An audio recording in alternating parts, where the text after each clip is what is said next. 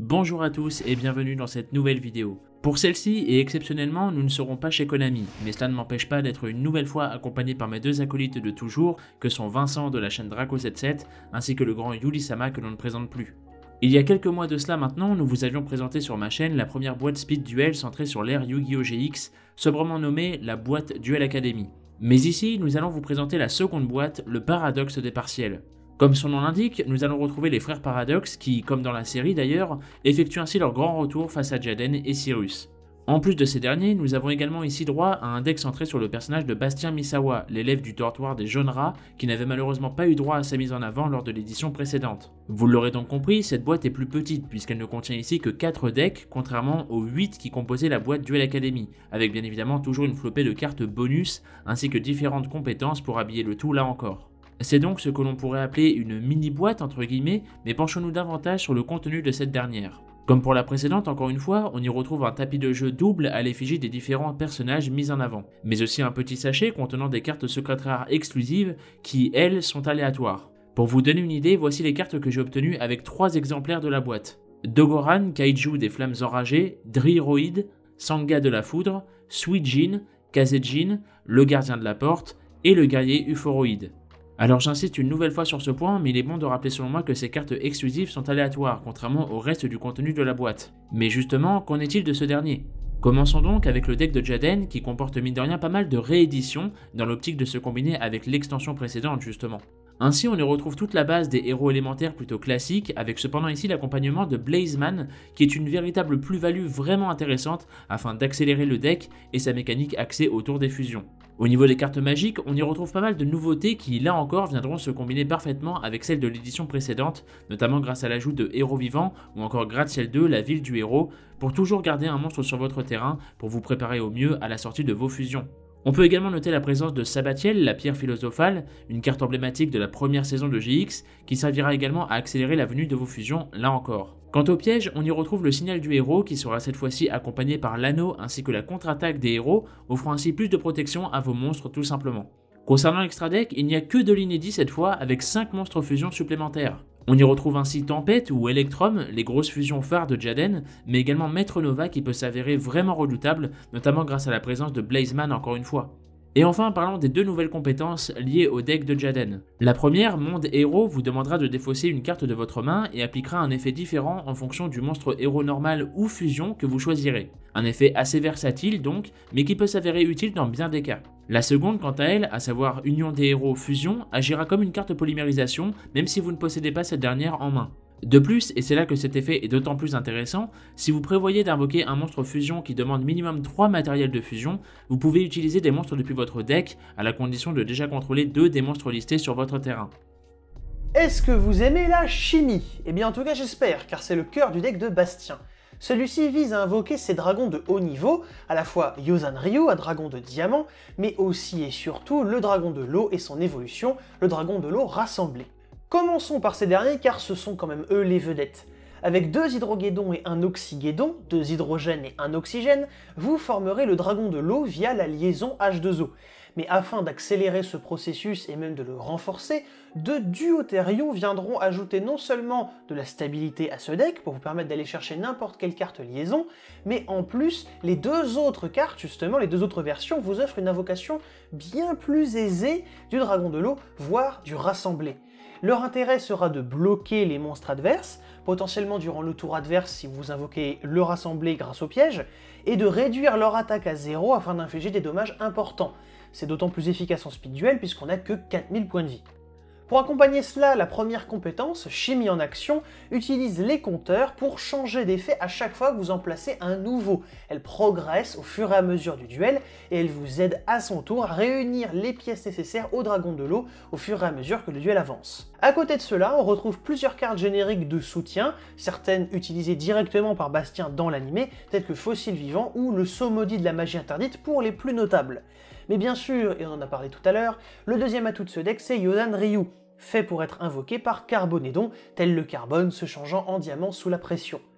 Et justement, tant qu'on parle de pression, la deuxième compétence de Bastien s'appelle Sous Pression, et se concentre davantage sur ce dragon-là. selon le ou les dinosaures chimiques que vous révélerez avec son effet, eh bien vous pourrez bénéficier de divers effets, dont 2 qui renforcent directement Yosan Ryu.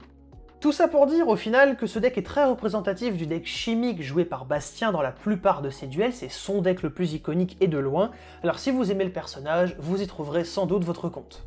Pour continuer directement avec un autre personnage absent lors de la précédente boîte Speed Duel, passons maintenant à Cyrus Truesdale, le petit frère de Zen donc, et son deck Roid. On y retrouve ainsi beaucoup de monstres machines liés à cet archétype, y compris Mixeroid, dont j'ignorais moi-même l'existence pour tout vous dire, alors que son effet est tout bonnement excellent pour ce deck.